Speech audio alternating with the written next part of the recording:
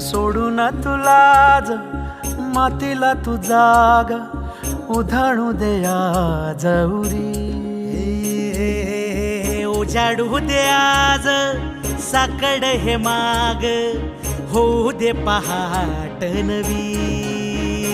आता होऊन जाऊ दे साऱ्या जगाला पाहू दे पडू दे पाऊल पुढं. जरी काट पाया खाली लाख येळा येऊ दे पडू दे पाऊल पुढं. मोठी लढाई र लढू मातीसाठी र गड्या मनगटाचं जोर लावून.